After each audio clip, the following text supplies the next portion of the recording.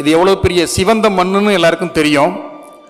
பல மாவீரர்களுடைய குரல் கேட்குது, பல தியாகிகளுடைய குரல் கேட்குது. நான் தேனப்பன் சார் தான் சொன்னேன், இந்த மண்ணில் கண்டிப்பாக நான் வந்து ஒரு படம் எடுக்கணும்னு ஆசைப்படுறேன் அப்படின்னு சொன்னேன். எனக்கு இந்த மண் ரொம்ப பிடிக்கும். எனக்கு என்னமோ இலங்கையில் இருக்கிறது மாதிரி இல்லை, தமிழ்நாட்டில் இருக்கிறது மாதிரி தான் இருக்குது. யாழ்ப்பாணத்தில் இருக்கிறது மாதிரி இல்லை, கோடம்பாக்கத்தில் இருக்கிறது மாதிரி தான் இருக்குது. ஒரு கோடம்பாக்கத்தில் நடக்கிற ஒரு ஃபங்க்ஷன் மாதிரி தான் இருக்குது. இங்கே பேசுன ஒவ்வொருத்தங்களும் பேசுகிற தமிழ் எனக்கு அது மாதிரி பேசணும்னு ஆசையாக இருக்குது. கண்டிப்பாக முடியாது.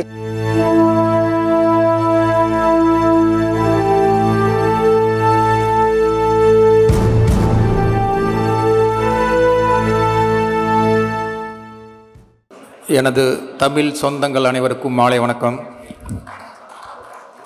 உங்கள் எல்லாரையும் சந்திக்கிறதுல ரொம்ப ரொம்ப சந்தோஷம். அதுக்கு காரணமான தேனப்பன் சாருக்கு ரொம்ப ரொம்ப நன்றி. சார் கேட்டார், இந்த மாதிரி ஒரு துவக்க விழா இருக்குது, கலந்துக்கலாமா அப்படின்னு. எனக்கு இந்த மண் ரொம்ப பிடிக்கும். எனக்கு என்னமோ இலங்கையில் இருக்கிறது மாதிரி இல்லை, தமிழ்நாட்டில் இருக்கிறது மாதிரி தான் இருக்குது. யாழ்ப்பாணத்தில் இருக்கிறது மாதிரி இல்லை, கோடம்பாக்கத்தில் இருக்கிறது மாதிரி தான் இருக்குது. ஒரு கோடம்பாக்கத்தில் நடக்கிற ஒரு ஃபங்க்ஷன் மாதிரி தான் இருக்குது. ரொம்ப சந்தோஷம். பாஸ்கரன் சார்,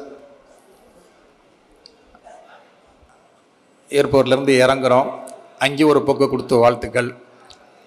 அப்புறம் அவங்க ஹோட்டலுக்கு போகிறோம், அங்கே பயங்கரமான ஒரு பொக்கு கொடுத்து வாழ்த்துக்கள். இப்போ இது மூணாவது. இது ஒரே நாளில் 3 விதமாக பாராட்டு எடுத்தது நீங்களாக தான் இருப்பீங்கன்னு நினைக்கிறேன். கண்டிப்பாக நீங்கள் பெரிய தயாரிப்பாளராக கண்டிப்பாக வரணும்.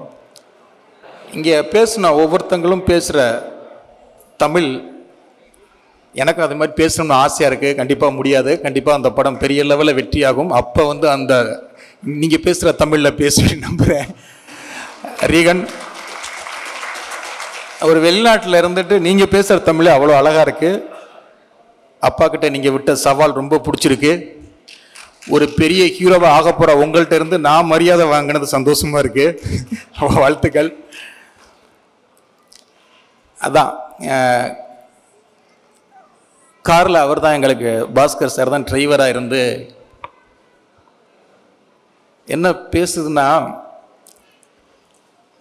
இப்போ பேசின எல்லாமே சாரல். அடுத்து ஒரு பெரிய புயல் இருக்குது. ஒரு புயல் இங்கே மையம் கொண்டுள்ளது. அது கவிப்பேரரசு அப்படிங்கிற ஒரு புயல். அது பேச போகிற தமிழுக்கு முன்னால் நம்ம என்ன பேச போகிறோங்கிற ஒரு பதட்டமே ஒரு பெரிய பதட்டம். ஏன்னா இதுக்கு முன்னால் பேசின சிங்கமொழி அண்ணா, ரஞ்சித் சார், இதெல்லாம் நீ இவ்வளோ பேசுவியா?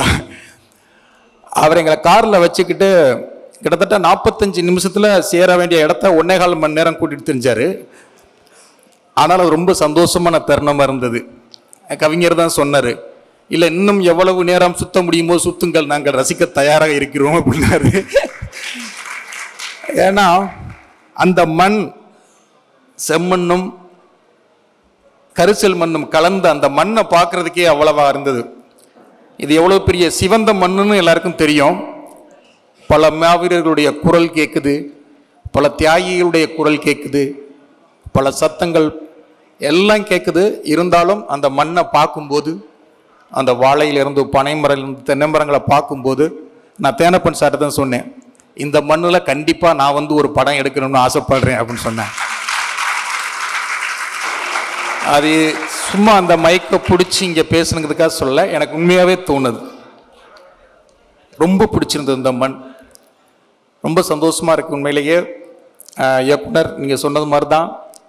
ராஜ், நீங்கள் சொன்னது மாதிரி தான். ஸ்ரீலங்கன் படங்கள் நாங்கள் அதிகமாக பார்த்தது கிடையாது. பாஸ்கரன் சாரும் அதுதான் சொன்னார். இந்த மில்லர் படம் மூலமாக நாங்கள் ஒரு புதிய ஒரு ஸ்ரீலங்கன் சினிமா அப்படின்னு, தமிழில் ஸ்ரீலங்கன் சினிமாவை வேர்ல்டு லெவலில் நான் பேச வைக்கணும் அப்படிங்கிறது தான் எங்களுடைய ஆசை அப்படின்னாரு. கண்டிப்பாக உங்களுடைய ஆசை மிகப்பெரிய லெவலில் கண்டிப்பாக வெற்றி அடையும். ஏன்னா இங்கே வந்து இன்றைக்கி சினிமா வந்து வேறு மாதிரியான ஒரு முகங்களை கொண்டு அது வேறு மாதிரி வளர்ந்துருது. அது ஸ்ரீலங்கன் தமிழ் சினிமாவும் கண்டிப்பாக பேசக்கூடிய ஒரு சினிமாவாக மாறும். இந்த டீமில் உள்ள எல்லாருக்கும் எனது மனமார்ந்த வாழ்த்துக்கள். இந்த பயணம் வந்து ரொம்ப அற்புதமான பயணம்.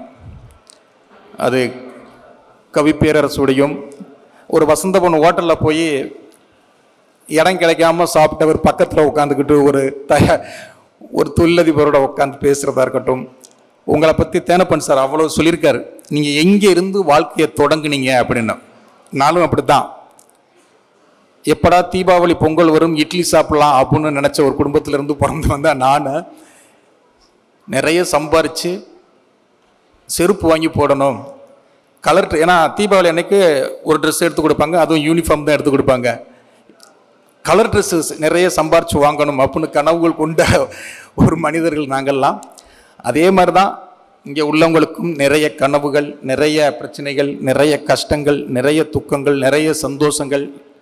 நம்ம வாழ்க்கையிலிருந்து எந்த படத்தை எடுக்கிறோமோ அந்த படம் வந்து கண்டிப்பாக மக்களுக்கு ரொம்ப பிடிச்ச ஒரு சினிமாவாக மாறும். நான் என்னுடைய படங்கள்லாம் என் வாழ்க்கையில், என் சொந்தங்களுக்குள்ள, என்னுடைய உறவுகளுக்கு இருந்து தான் நான் எடுக்கிறேன். அந்த மாதிரி இங்கே இந்த மண்ணில் அவ்வளவு கட்டி கிடக்கு. கண்டிப்பாக அதை நீங்கள் தேர்ந்தெடுத்து அதை கொண்டு வந்தீங்கன்னா கண்டிப்பாக மிகச்சிறந்த சினிமாக்கள் இந்த மண்ணிலையும் பிறக்கும்.